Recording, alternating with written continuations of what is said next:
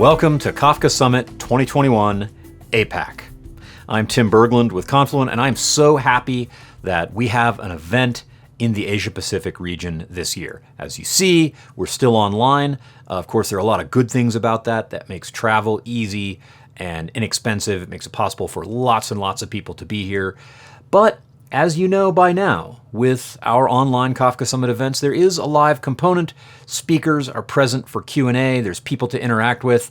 And this interaction is all happening in relatively friendly time zones. And I'm just really delighted to be in this region for the first time this year.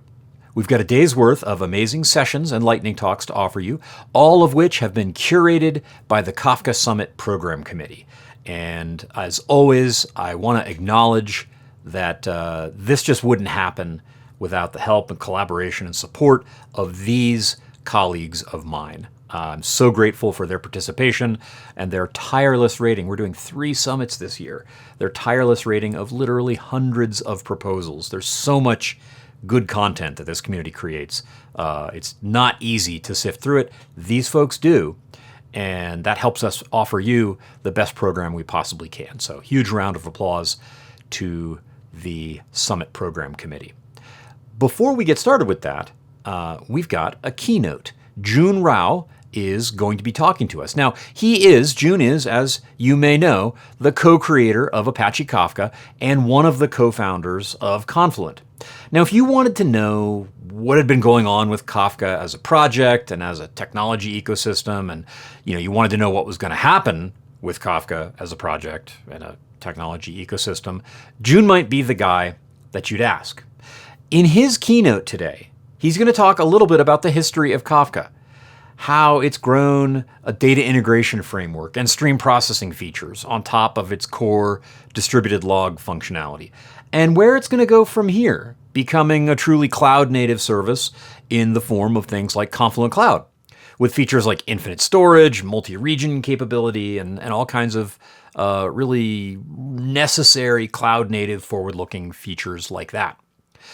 It really is nice to be able to put all this history in one place. And coming from a guy who's been there the whole time with Kafka, his thoughts about where data in motion is taking us next are thoughts that we should probably take the time to learn. So, Jun, the stage is yours.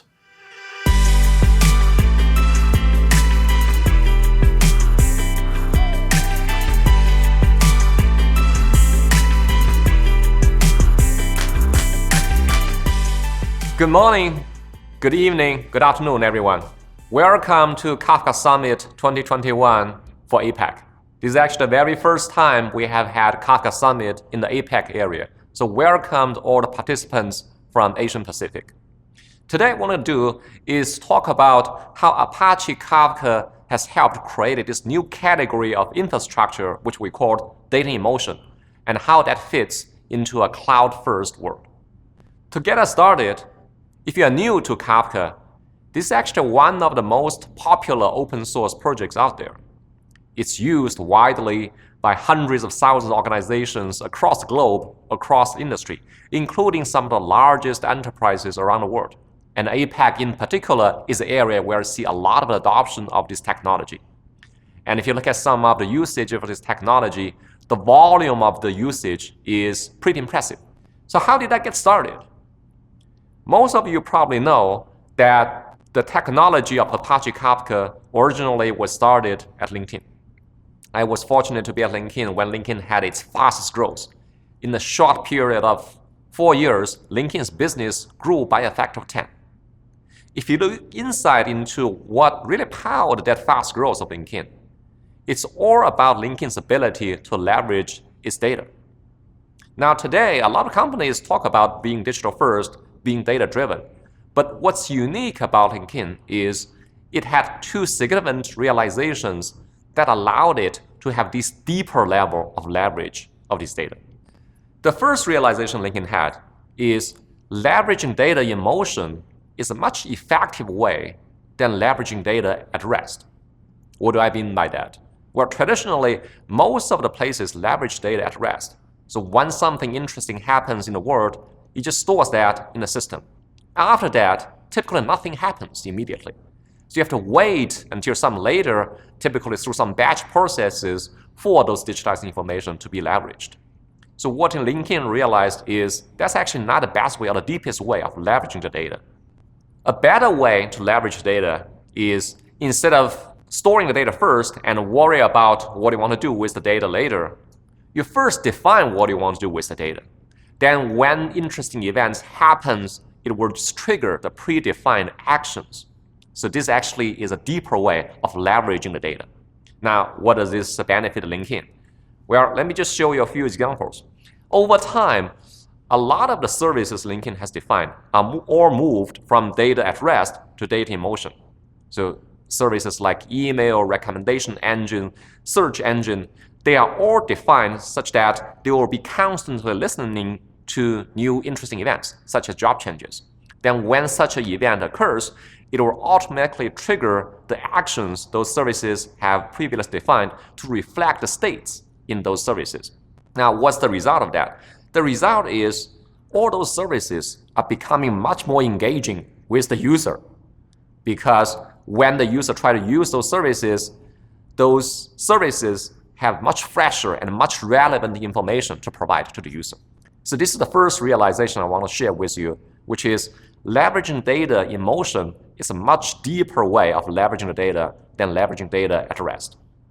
The second realization LinkedIn had is the need to leverage all digitized information within LinkedIn. Now, what are all the digitized information LinkedIn has? Initially, LinkedIn mostly focused on what we call those transactional type of data. In the case of LinkedIn, these are your educational history, your job history, and your connections to other LinkedIn members. But what LinkedIn realized is over time, there's a lot of more non-transactional type of digitized information. For example, if you click on a link, you type in some keywords, those are not transactional per se, but they are as important as those transactional events in terms of deriving new insights. So if you want to be a digitized information, you need to focus not only just on those 1% or 0.1% of those transactional type of data, you need actually to focus on all those non-transactional type of information as well. So this is the second realization LinkedIn had, the need to leverage all digitized information. With these two realizations, when LinkedIn looked at all the existing infrastructures that it can use, it just surprisingly realized that most of the existing infrastructure systems are actually a mismatch for both these realizations. Well, there are two common types of infrastructure people were using at that time. The first type is databases. Well, if you look at the databases are really mostly designed for data at rest. They are not really designed for triggering actions when interesting things are happening in the world. The second common type of infrastructure people have been using are messaging systems. While the messaging systems are truly designed for data in motion, but they are really designed for flowing through those transactional type of data. So if you try to flow 100 or 1,000 times more data on this platform, then a lot of those systems start to break.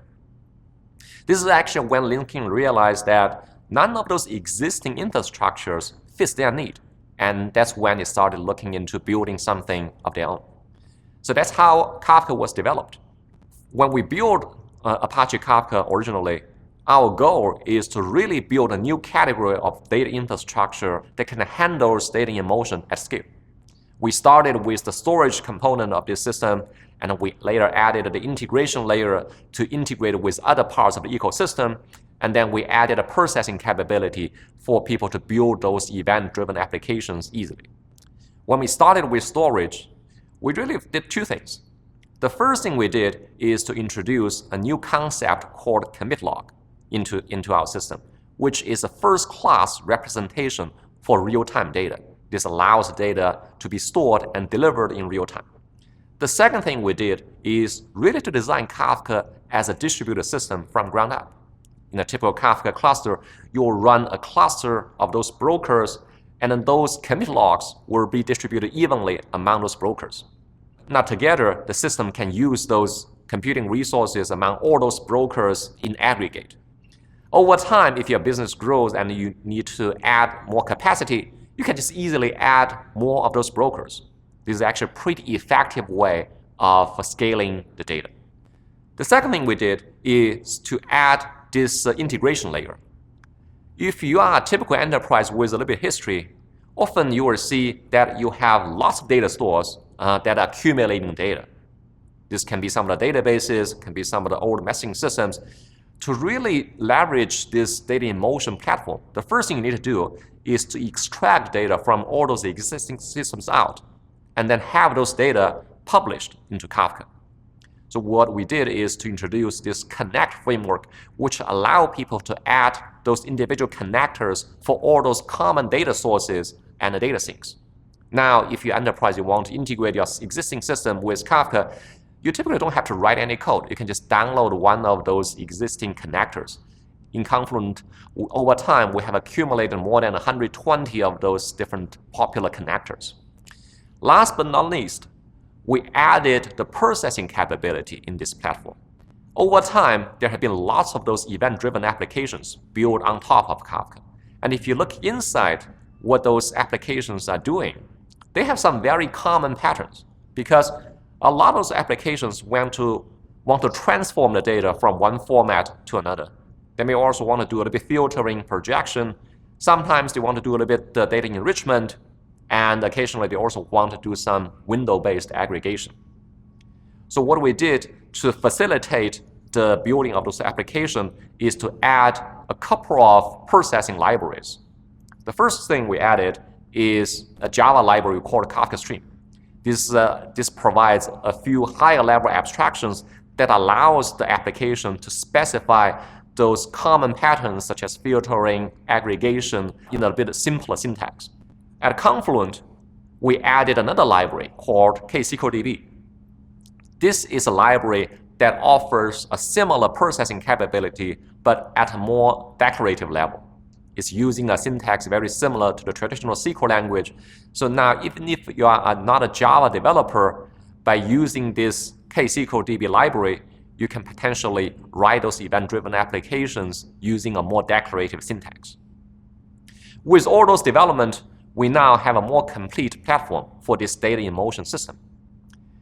At heart, we have our scalable storage can really store that increasing amount of digitized information in real time at scale. Using all those connectors we have built, we can integrate Kafka with all those popular data sources and data sinks. With the stream processing library we built through CodeDB and Kafka Stream, we allow those applications to be built in an event-driven way much easier. Since the invention of Kafka, many other similar technologies have been introduced to address this data in motion space. But the adoption of Kafka continues to be strong, and Kafka is actually now becoming the de facto standard for the data in motion platform. So what's the reason behind that? For me, there are mainly two reasons. The first reason is our view. Over time, we have built a really strong Apache Kafka community. We have thousands of those contributors. We have hundreds of those meetups. We have lots of forums for people to ask and answer questions to share their experiences. So thank you for all the members in the Apache Kafka community. The second reason, which is also important, is continued innovation. Since we invented Kafka initially, we have continued innovation in this platform. So we are the first one to introduce a concept called compacted topic, which allows applications to retain the data not only by time, but also by keys. Since we introduced the stream processing capability, we added exactly once processing capability that allows each of those events to be processed once and only once, which is important for certain applications that really cares about semantics. We are now undergoing through a big effort of removing the Zookeeper dependency. By removing Zookeeper and then having a built-in consensus service, we not only simplify the deployment of Kafka, but we can also scale the amount of metadata, those topic partitions or the logs, by a factor of at least 10. So what's coming next? For Kafka and this data in motion platform to be successful, we need to continue this innovation. So what's the next wave of innovation? To me, I think the next wave of innovation is going to come from the cloud.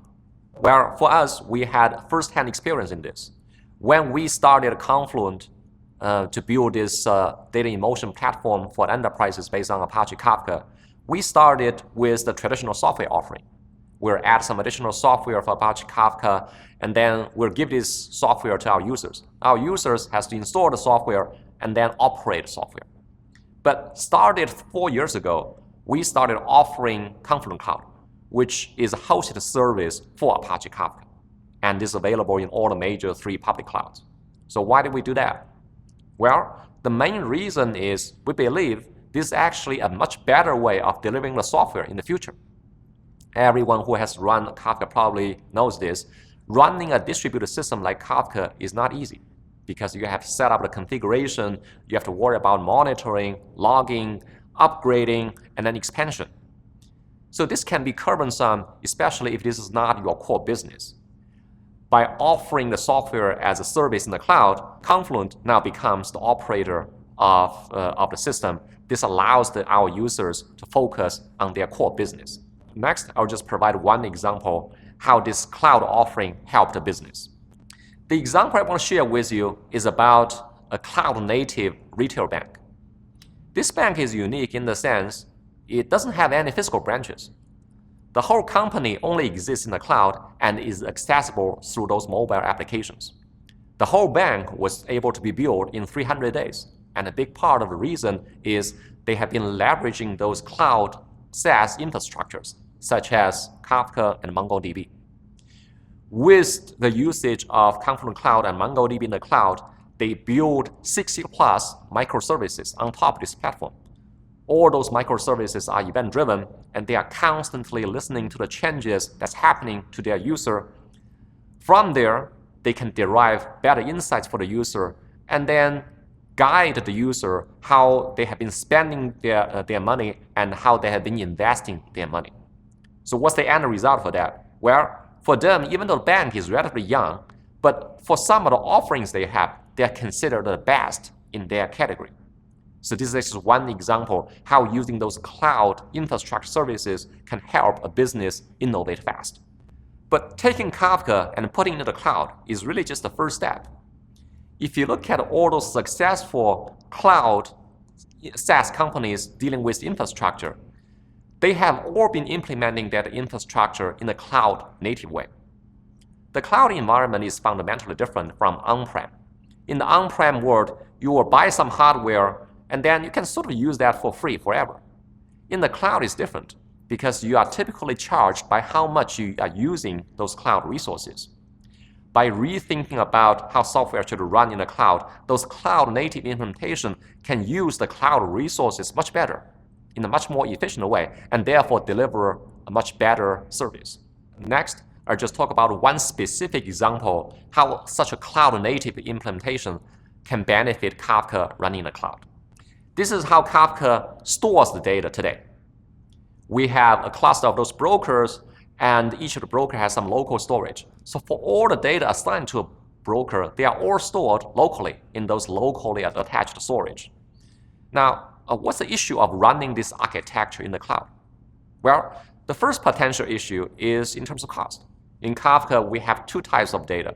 One is the more recent real-time data. The other is the older historical data. The most recent historical data typically need to be delivered in real time, and they really care about low latency. But for the vast majority of the historical data, they don't necessarily need to be delivered with low latency. So if you only have one type of storage that you can choose locally, then you have to choose those fast and potentially expensive storage to deliver those low latency requirements for the real-time data.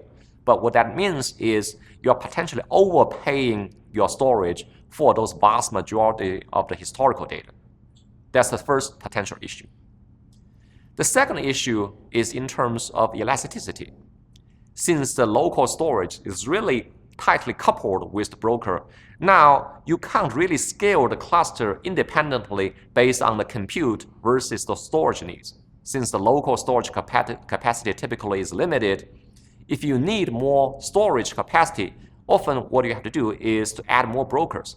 That just means that you are unnecessarily using and paying those unused computing resources.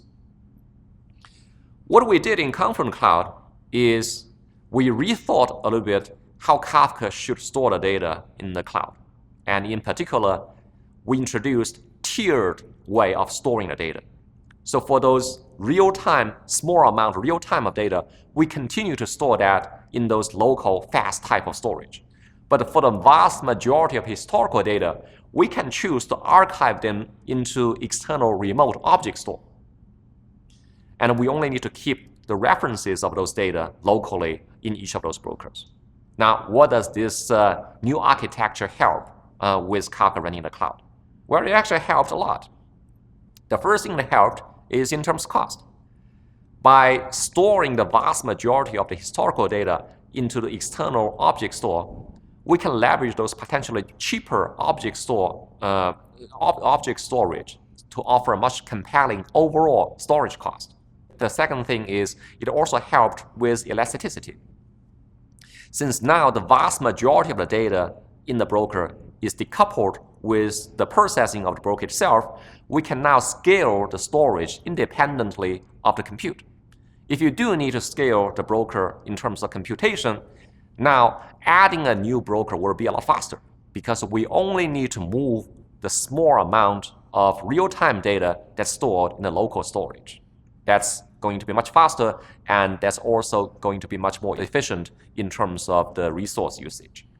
Last but not least, by truly rethink about how Kafka should store the data, we are now offering a new capability, which is we can now truly store the data infinitely in Kafka. Now, why does this matter? Well, to me, I think this opens up the opportunity of unifying the data at rest system versus the data in motion system. Traditionally, most people have this impression that for data at rest, you can keep it for long or forever. But for data in motion, since it's really designed for real time, you don't keep the data there for long. But for a lot of applications, sometimes they need to access both the real-time data and occasionally also the historical data. So now what do you do with those applications? One solution is for those applications to interact with two separate systems, one for data at rest and one for data in motion. But that just adds the administrative complexity. With the infinite storage capability in data in motion, now we can truly unify these two systems. By storing the data infinitely in Kafka, now you can truly power those applications with just a single platform.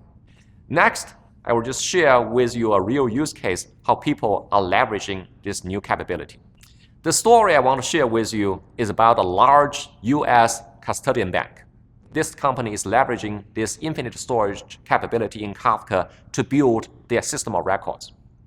What they did is to extract all their core events, ranging from ledgers, marketing information, all the information they collected from their investors and customers into Kafka. And within the Kafka, they are keeping the data for as long as we need for various applications. And all the data in Kafka now becomes a single source of truth for all their downstream applications. From there, they build a bunch of event-driven microservices that can provide ability to do real-time alerting, real-time reporting, and real-time deriving insights of this platform.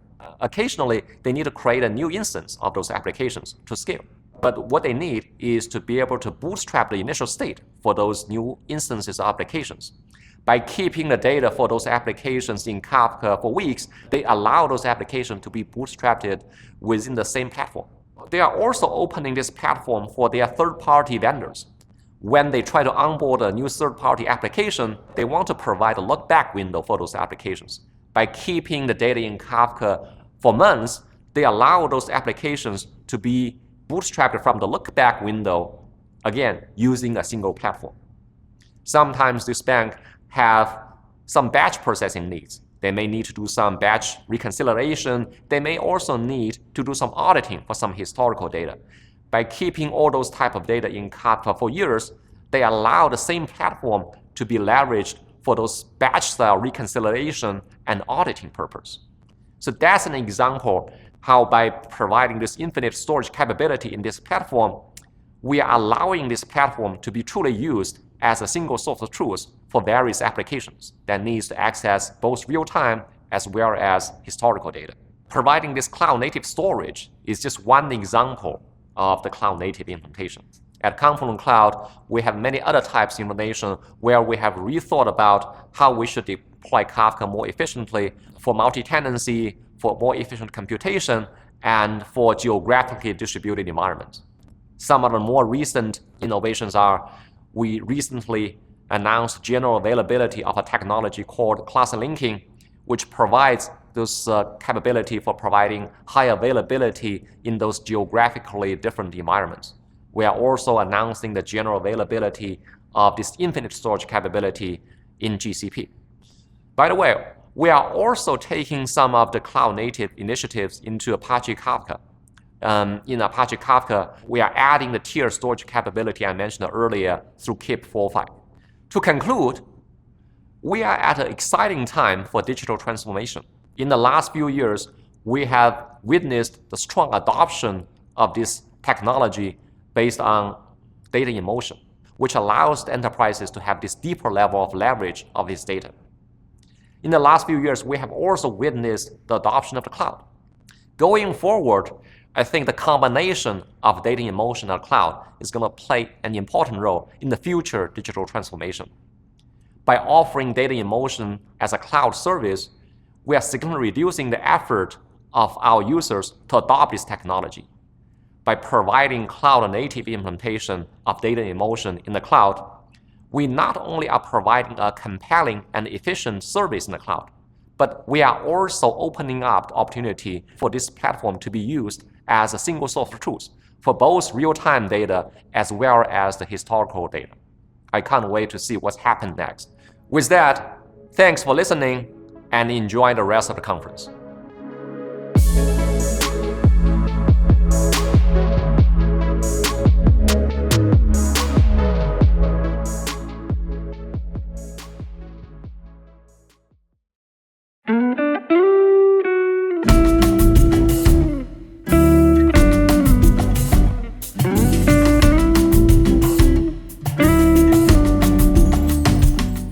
Now, Grab is, what can I say? It's really Southeast Asia's super app, offering everything from transport to food delivery to package delivery to payments to video streaming.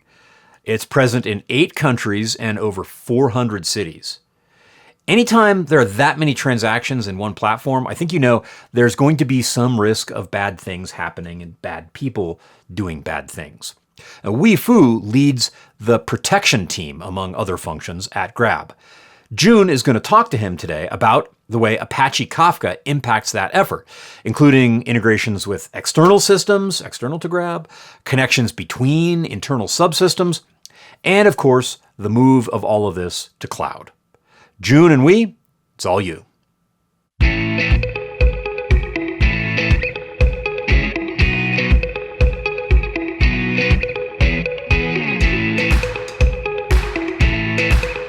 So, good morning, good afternoon, good evening, everyone.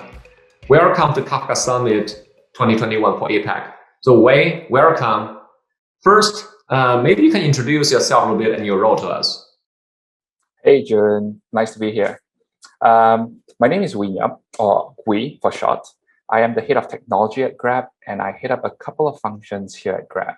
Our overall protection umbrella, our mobility engineering teams, as well as Grab's patent office. Okay, sounds good. So Wei, not everyone is necessarily familiar with Grab. Could you tell us a bit about Grab and what it does? Certainly. So for those that don't know us, Grab is a technology company that exists to solve Southeast Asian problems. We were born about in 2012 out of a desire to really make taxis or transportation in Malaysia safer.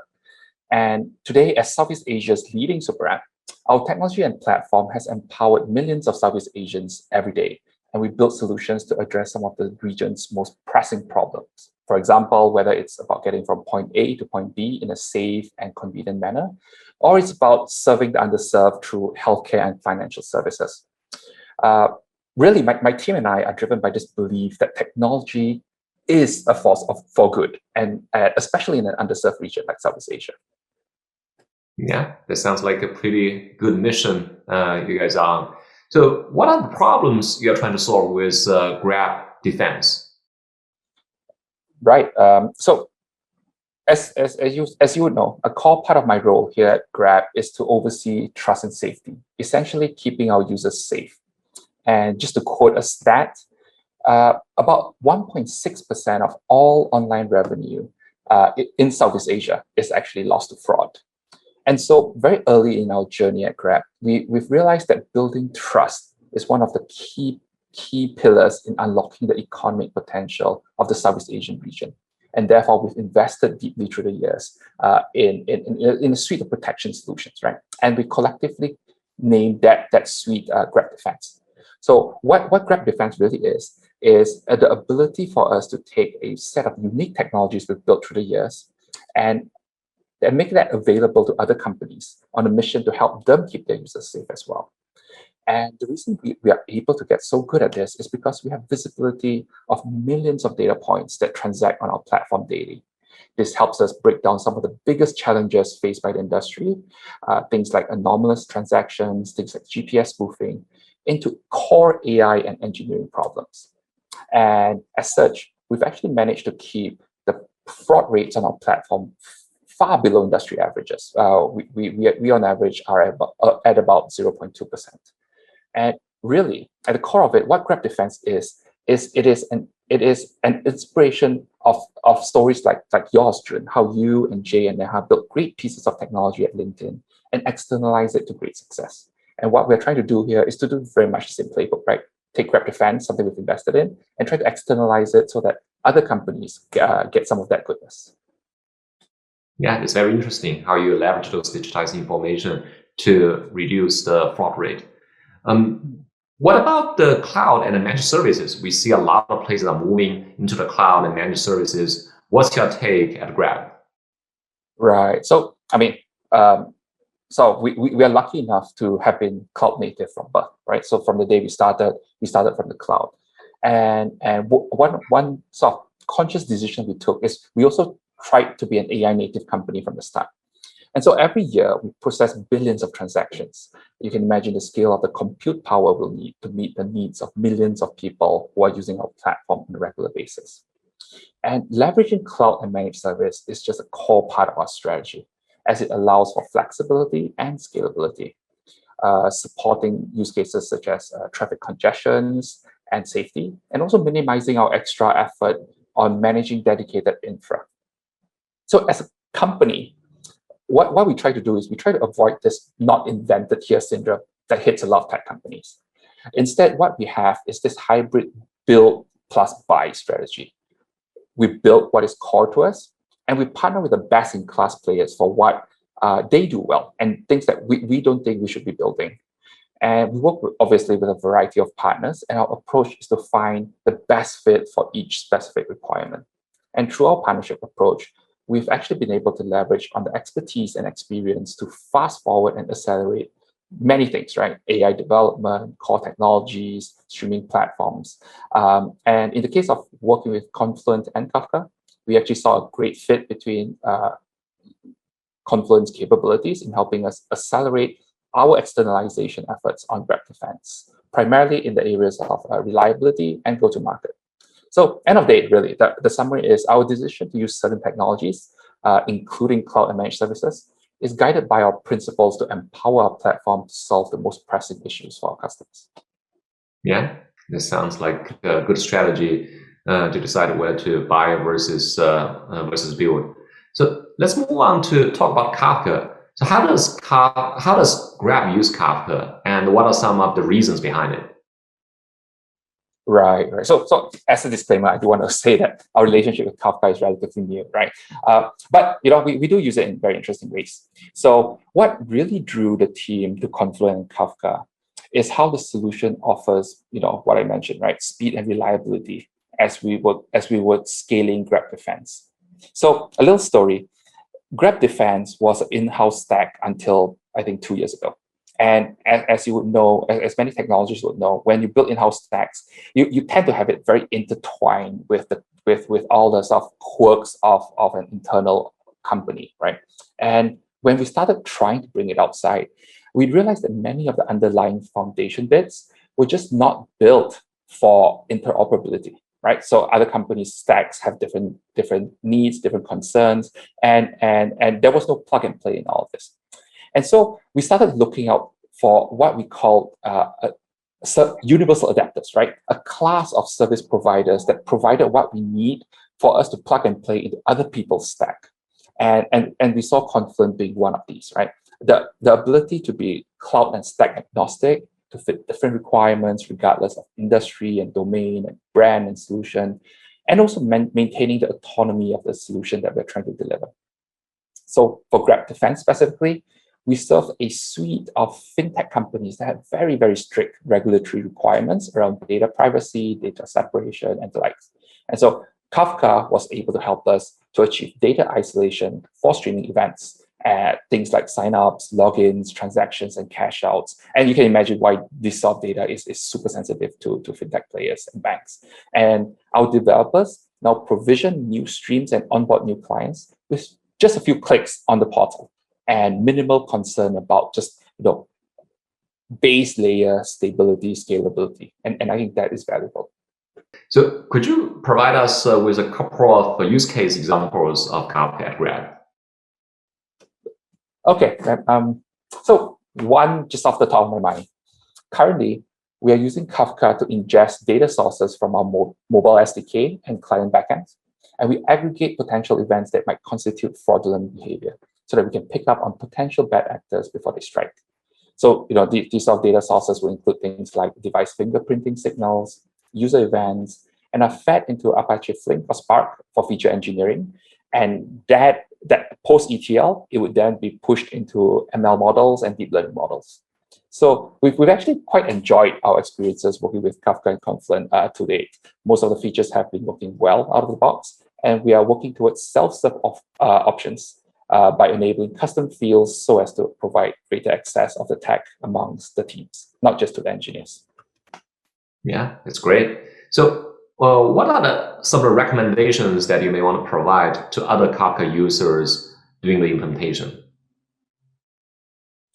So I guess if you are born in the cloud or cloud native, like ourselves, and you don't really want to spend a lot of effort and resources of figuring out how to self-host your Kafka streams, exploring Confluent, I think, is a great place to start.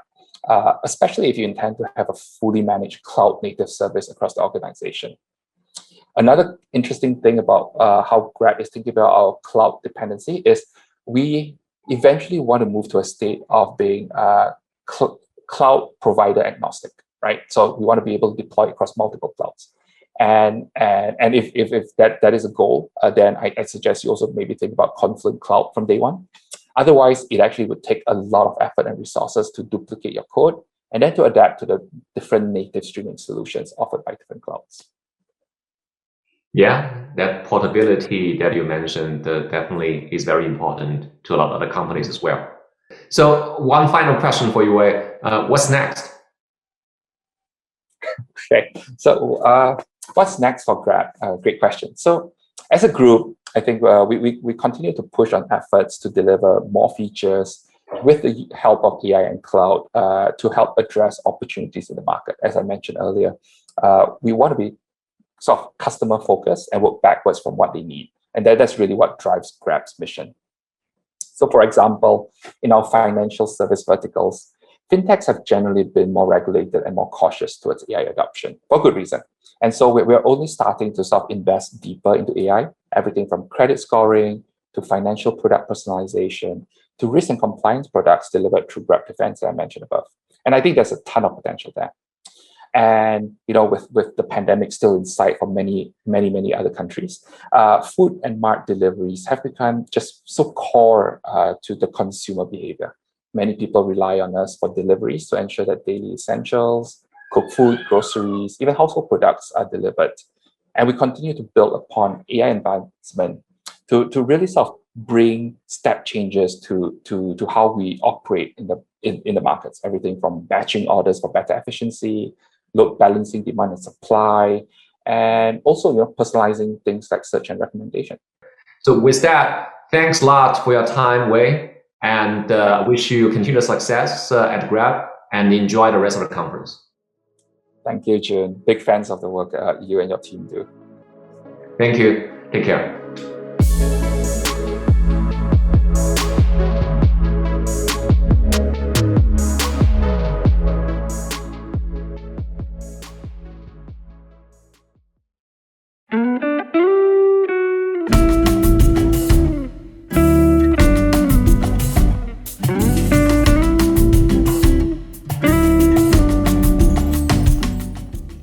Now, large financial institutions tend to have very methodical, very conservative processes for rolling out new technology, and there are good reasons for this. Leng Bi is the head of Mega. That's a group at National Australia Bank that handles basically messaging infrastructure and some other things. He and June talk about how Kafka was originally tested at NAB, then carefully rolled out and became mission-critical standard infrastructure more broadly in the organization. There are so many important lessons in this conversation for how big organizations adopt critical infrastructure technology like Kafka. So listen in. June and Leng, take it away.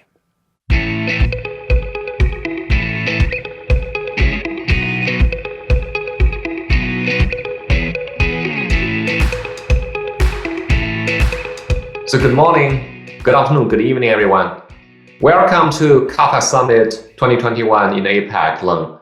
To get us started, perhaps you can tell us about NAB as a business and your role there.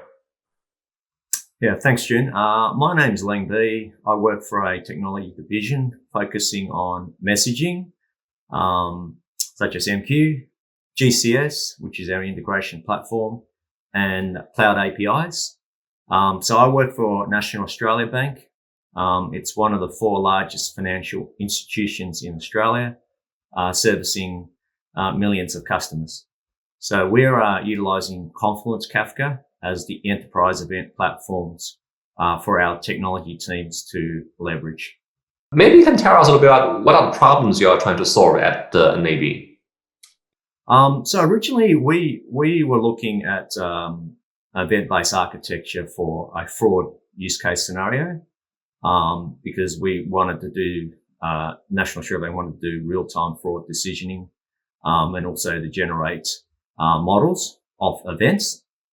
And we started to search for the right event-based architecture.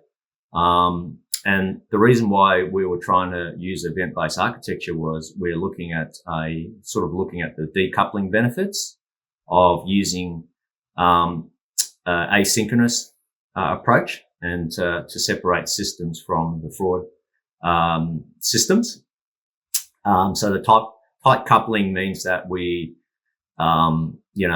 going to increase our maintenance costs as the systems evolve over time. So we really wanted to look at decoupling benefits, as well as decoupling also, from our perspective, increases resiliency as well. So we did a lot of research at the end. Yeah, thanks for sharing that. Yeah, that's very a common pattern to use Kafka to decouple dependencies among services.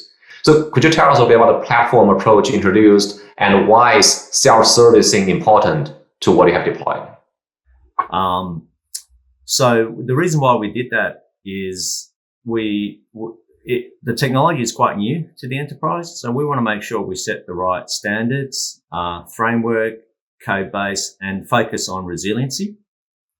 So that was key for us. So that's why we decided for the enterprise that this technology will be centrally managed. And so we deployed 2 instances of Kafka, one for sort of data warehouse, less time critical usage. And then we've got the real time instance for, real time, more time critical events. So the team itself, we're responsible for setting the standards, as I mentioned, but we also worked on self-service. When I say self-service, it's about the ability for teams to leverage that platform, such as topic creations, such as leveraging code base that we've developed for the enterprise, leveraging the standards, leveraging the architecture framework that we've worked with the architecture team to set. And so that's the type of approach that we took for the enterprise. Okay, it sounds like a pretty powerful platform you guys have built there. How do you select Confluent? What process did you go through to make that decision? So we went through, I'd say, a fairly extensive process. We had to obviously look at some of the event-based products out on the market. So we did paper-based assessment. We shortlisted the products that we wanted to prove out and test in a POC. And then we obviously conducted the POCs based on a set of performance requirements and other criteria, such as multi-cloud, portability, supportability requirements. We had to rely on senior leadership support along the way, particularly around contract negotiations, setting the architecture standards that we wanted to meet for the enterprise, and just getting the adoption across the technology teams. So having the senior leadership support is key to sort of enforce or encourage the technologies technology teams adopting a newer technology for the organization. So it was really about facts rather than opinions about capabilities. I think we found that getting grassroots support from passionate members, such as, we're running town halls, roadshow, community best practices, also made a difference in and increasing the adoption as well. So could you help us put into context how Confluent and Kafka fit into your overall multi-cloud environment and your larger architecture? Yeah, so I think it's from a multi-cloud perspective, because we wanted the non-native sort of coupling with our service providers. So right now we're on AWS, Amazon. So we want the ability to install the same product in, say, Azure or Google Cloud in the future. So that flexibility was there from that product. We also needed the ability to in the future for topics to be shared across multi-cloud environments as well, to create and also to share. Could you give us a couple of examples of how an ABA use Kafka and Confluent? Yeah, so the simple one that we talked about a fair bit in this conference is the fraud use case. So, fraud as a engine requires many events, many interactions, customer interactions, financial interactions. It needs to take all those type of events into the fraud system to build its model to then develop a real-time decisioning engine of that. So that was a good example of a use case. The other one that we're working on right now is event-based to notified customers. So we're setting up a technology capability to be able to leverage events to notify customers. So in the future, we might say, well, we want to improve customer service. So we might say, well, if you're close to overdrawing your account, we may want to notify you that you're about to overdraw your account, for example. So based on real-time events that will be occurring for the customers. So that's the sort of more customer improvement use cases for the future. Yeah, these are interesting use cases. So what are some of the business impact results that you and the team have been able to generate for those use cases? Yeah, I think for me, it was about delivering a central platform that will be leveraged across the enterprise. So our success was measuring the adoption and then the self-serve capability that we built to increase the adoption. So I think from my perspective, since the platform's been launched, it's been, really stable. I guess the best platform that I've developed from a resiliency perspective for the enterprise. I've been in technology for more than 20 years. So I think this is one of I could honestly say, we haven't had any major issues that impacted our customers or colleagues so far. And I can, attribute that to the product, but also to my team's and also the enterprise effort to ensure that we tune Kafka towards resiliency rather than trying to extract the best performance that we can. So the platform is running 24/7 Cat A. So it's a critical service that we support, particularly when it's an enterprise capability. Yeah, it's good to know that this platform is being used to serve those mission critical applications. So in a lot of other places where we see Kafka and Confluent have been used, they often start with a set of like use cases, and then gradually they evolve into like a central nervous system. So do you see the same kind of transition happening at NAB? I see that, and in fact, when we first sold this capability to senior leaders, that was one of the benefits that we outlined as a roadmap. I could see that the more events that we produce through the platform, the more that we can leverage those events for, to improve our customer experience and business operations as well. So I think the more we know, the more events that we publish through the platform, the more insights we have about our customers and our internal business. That's my belief. So right now, I think since we launched this platform in 2009, we have approximately 500 topics and 30 tenants across the enterprise. So it is widely adopted and utilized. And we're starting to see topics and events that was created originally for one use case is now being leveraged for other use cases. So that's where I see that centralized approach and the hub model starting to take shape. And I think I mentioned this, longer term, I like to see the sort of the centralized hub to, leverage the events to improve our customer experience, and maybe looking at more real-time decisioning around the streaming analytics scenario as well. So I think having that centralized platform makes it easier for us to leverage the events. It's good to see you guys moving towards that central nervous system architecture. One last question for you, Lang. What's next? So for us, we've got a big focus on multi-cloud. So we really want to prove out the capabilities across multi-cloud. And as I previously mentioned, we need the ability to create topics from different cloud providers, and the receiving cloud provider should be able to still leverage the topics across cloud. So be able to share and produce topics across cloud. So that's something we're going to focus on. Also, we see that based on Confluence maturity map, I think we're around the middle, so halfway there from a maturity map. And I think the next stage for us is about the Kafka streams and real-time analytics, leveraging the centralized platform. So we're still pursuing those self-service to make it easier for our consumers of the platforms to leverage. Yeah, sounds like there's a lot of exciting things ahead of you.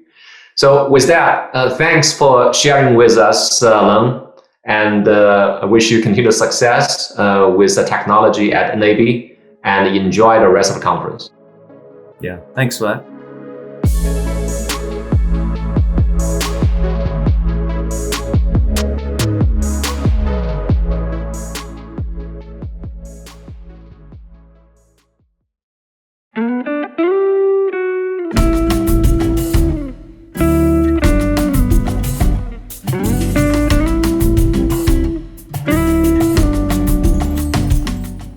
Now, the world of data in motion is about more than just events moving through Kafka topics and stream processors real fast, okay? Now, one other thing event-driven architectures let you do is build entire business functions or even whole companies out of software, out of automated, asynchronously interacting services. So Bank BRI Agro has done just that. Now, just to give you a little hint, they've got a loan disbursement process that involves no humans in the loop and still manages to obtain ISO 20000 certification and deliver a 0.6 rate of non-performing loans. Now, I'm not a banker, so I don't know if that's good, but I'm told that if you are in banking, that's actually pretty impressive. So these are folks we'd like to hear from and learn what they're doing with Kafka. June Rao is here to talk to Bank BRI Agro's CEO, Casper Sittemarong, about how they did this and where they're going next. June and Casper, welcome to the stage.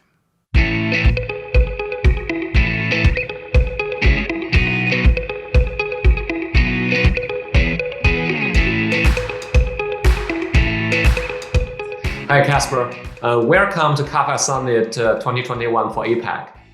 To get us started, perhaps you can tell us a bit about Bank BRI Agro as a business. What are some of the problems you're trying to solve, and why is it formed? Thank you, June. Happy to be here in Kafka Summit today. Bank BRI Agro is the pinnacle of digital bank in the Bank BRI groups. So for the past few years, we've already been running one of the biggest transformations in banking in Indonesian history. So the Bank BRI, as the largest bank in Indonesia, we've always aimed high to become the best banks in Indonesia to serve the micros and ultra micro segments for the past few years.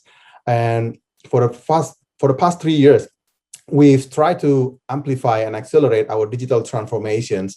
So of course, this is not an easy path, because the banks was previously serve agribusiness sectors, and now we try to flip and pivot to become the full digital bank serving the new segments by the name of gig economy, or the informal sectors around Indonesians' population. So last year we saw there is an incremental growth within these segments. It grew 27% during the pandemic last years, and the problem with these populations was not so many banks built the digital infrastructures around this gig economy.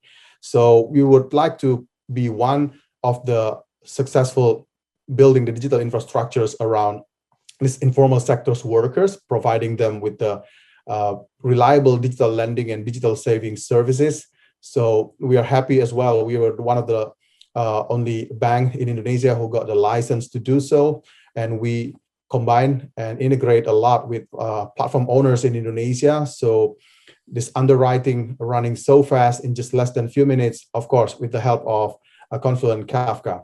So by having this underwriting really fast and also digital verifications really fast, this has been a very tremendous help for us to provide some sort of a reliable and dependable financial service to a gig economy in Indonesia.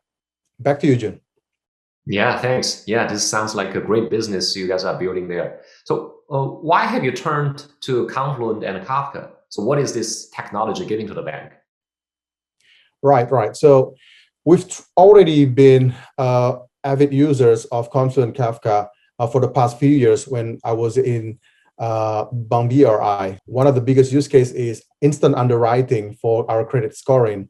So with this capabilities for the past few years, we were the only bank in Indonesia who are able to get the license on fully digital lending by scanning the face, scanning the ID, money disbursed in less than 2 minutes. Previously, before 2018, it took about 2 weeks for us to do loan originations until loan disbursement. So this has been a tremendous customer experience for lots of our customers in Indonesia. And at the same time, this has been a tremendous business boost as well as a tailwinds to our pandemic situation last year, because lots of banks unable to do and have digital services, but we are the only bank at that time who got the license, and we are the sales on the digital lendings, the sales on our digital savings are incrementally great, I think. So this has been a great journey, I think, so far. Thanks for the help of Confluent Kafka to do so. And last but not least, I think, as we are a digital bank, of course, the cyber fraud by the name of fraud detections last year has been a tremendous boost and tailwinds as well for us, as we are able to capture and stop lots of anomaly transactions within our open APIs and our ATMs to spot it and stop it at the same time in real time. Yeah, cutting the underwriting time from 2 months to 2 minutes. That's super significant. Could you help us put the capacity from Confluent and Kafka into a bit context? What's the larger architecture this technology fits in? Most of the banks have lots of legacies and monolithic architectures, right? So we were lucky. The management of Bank BRI previously has put a lot of investments to us and trust us with this investment. So we are able to accelerate and amplify the microservices implementations bank-wide within the organizations. For example, in loan disbursements, we are able to originate a lot of microservices from KYC, from combining a lot of computer vision APIs with some of the Google services, for example, and many other credit scorings, fraud detections embedded within these credit underwritings APIs at the same time, and asynchronous or event-driven happening in less than few milliseconds. So let me give you examples. For example, in the credit scorings and the digital signatures and in the fraud detections, all of these are running asynchronously. They communicate each other's, of course, correctly, by the help of Kafka. And I think so far, since 2019, there are a couple of banks who are trying to imitate us, but I think until today, none other banks got the license to do so. Yeah, that's great. So did you use those advanced stream processing capabilities like KC CodeDB? And if so, what are some use cases you have? This is one of the important factors in fraud detections. In fact, I always keep saying to engineering team, this is one of the miracles I think in the engineering world to have. So thank you for that product, June. So KSQL is very important in our day-to-day organizations. Yeah. Just to give you an example, before fraud detections, it took about a couple of days in order to find anomaly in millions or billions transactions per day. So back in 2018, we've started to research, and finally we stumbled upon the KSQL capabilities within the Kafka. So now we can run billions of transactions simultaneously, and we can spot normal, and we can distinguish normal and anomalies transactions in real time and respond to it in real times as well. So this has been secure and safely guard our customers' funds and trust within our organizations to combat this kind of cyber crimes. And I think for the past few years, we try to kind of embrace to many other banks within the realms of state-owned enterprise to use the similar approach that we had. And I think we successfully kind of a campaign, this kind of a model to many other organizations within the state-owned enterprise banks in Indonesia. So hopefully, I think in the next upcoming years, we can amplify and speed up, I think, some of the detections on some of the other scenarios that the cyber or the fraudsters have even more, I think, in the new upcoming years. So we can able to detect faster and faster than before and stop it before it happens with the help of your brilliant technology, I think. So let's switch gears a little bit. So what are some of the impacts and business results that you and your team can attribute to those use cases you just mentioned? All right. I think if it's okay, I try to break it down into three components. In terms of productivity, so for the past few years, we try to kind of play around with the business models and amplify new kind of models to do so. So of course, from 2 weeks to 2 days, and then in just less than 2 minutes, we are able to complete the whole originations, the loans until disbursements. It's amazing tailwinds in terms of our bottom lines as well. And at the same time is increased and created a new kind of a business model for the banks. And it's become the flagships of this Bank BRI for the past few years. So as the largest digital lending providers in Indonesia, I think we are very happy to announce that last year we scored about 3,000 customers per day, and we are able to maintain a very low NPL, non-performing loans, in just less than 0.6% last year. So, and the most important things, this whole process of digital lending disbursements has no more humans in the back ends and on the in the middles. Has been a great process. It's been ISO 20000s as well, as we are the only bank who got ISO 20000s in Indonesia, especially on the digital lending businesses. The second part of the game, I think, besides the productivity, is the trust, right? We are the banks, so we have to safeguard our customers' funds and customers' trust. So through and through for detractions, I think we are successfully and happy to say that we are guarding their funds really serious and stop in real time any threat that might come to harm their fund in our organizations.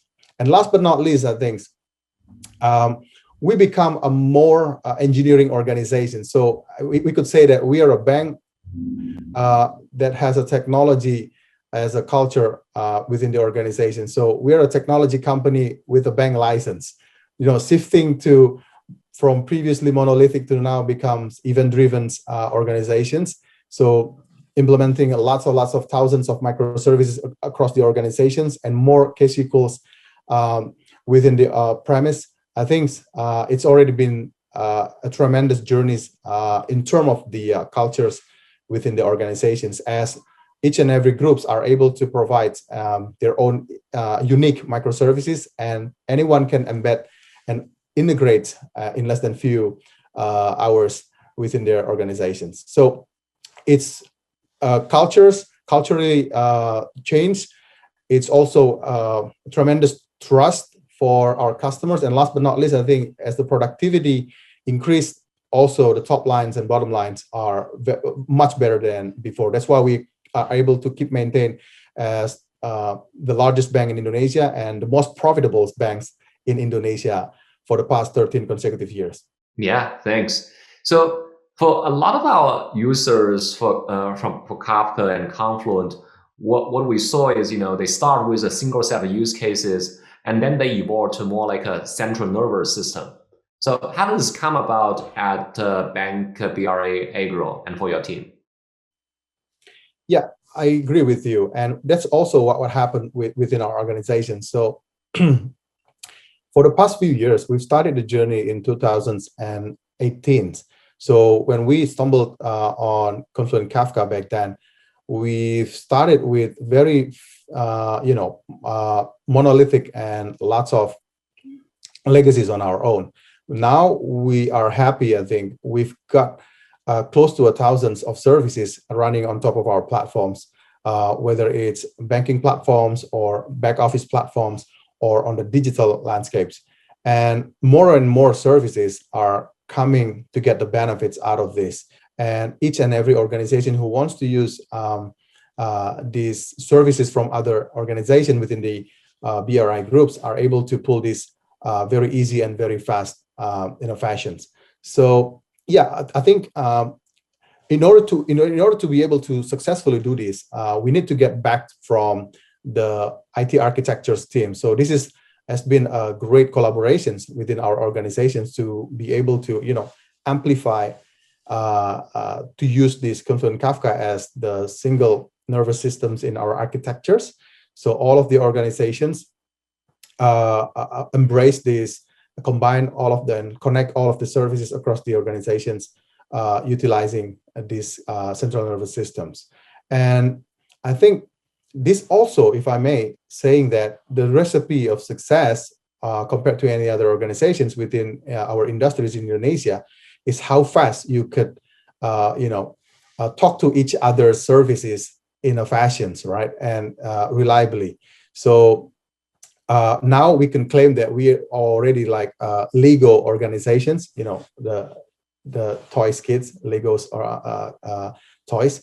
We become like a Lego. We are able to connect each other's services in just a few hours, and that has been a tremendous journey so far. So whatever services whatever front ends that wants to utilize in it, whether it's the underwriting, whether it's the merchant assessments, whether it's the fraud detections, whether it's the originations systems that wants to use this kind of other services from any other group in our organizations, it's very easy to do so. All these parts of banks now talk through these kind of integrations. Hey, thanks, Casper. Yeah, that's a great way of putting it. Now this platform is becoming the internal technology language. So let's talk a little about cloud and managed services. Bank BRA, as I understand, you guys are moving towards public cloud computing in Indonesia. So could you tell us a little about that and how you have navigated this cloud transition? Yeah, when we're building the new digital bank, it took us less than 8 months to utilizing this Confluent Kafka within our organizations. In Indonesia, when GCPs was entering and they have a data centers back in 2020, we were the first bank to utilizing their services in our organizations. And now we've been utilizing that ever since, and also embedded into GCPs. Lots of our services running on Confluent Kafka within the GCPs, because the volume of transaction is so big, because the customers are expecting you a reliable services, I think. So we need some sort of a reliable backbones supported by a specific reliable services of, an event-driven infrastructure. So we are lucky, I think, utilizing those kind of infrastructures to help us, facilitate the instant underwritings, the instant fraud detections, the instant merchant assessments, and so on and so forth within the business side. And integrating them with Kafka has been very easy ever since, I think. Sounds good. So one last question for you. So what's next? Yeah, we're trying to build a massive amount of supplier financing platform as a super aggregators in Indonesia. So as usual, we always think about platforms and platforms economy, as we are also serving the gig economy. So we have to think like a platforms owners as well. And by doing so, we're trying to build from two sides of the coins, from the merchant sides and from the supplier sides, building them reliable and easy to use super platforms for them to do the supplier financings, and enabling this and building this as fast as possible for both sides. And especially in this pandemic era, we believe that our solutions to help these merchants and suppliers, especially in the HoReCa businesses across Indonesia, this is our contributions to support small, medium business all over Indonesia to thrive and survive. Especially, this is also our ways to contribute to the help of Indonesian economy recovery, especially supported by Bank Rakyat Indonesia ecosystems. So with that being said, hopefully our contributions will be as real as possible to, amplify the Indonesian economy back again, like usuals, hopefully by utilizing our super platforms in our supplier financing. All right. Yeah, that's a great story. All right. Thanks for sharing your experience with us, Casper, and enjoy the rest of the conference, and wish you continued success at Bank BRA. Likewise. Thank you, June. All the best for the Kafka Summit 2021. Cheers. Take care. Bye-bye. Bye.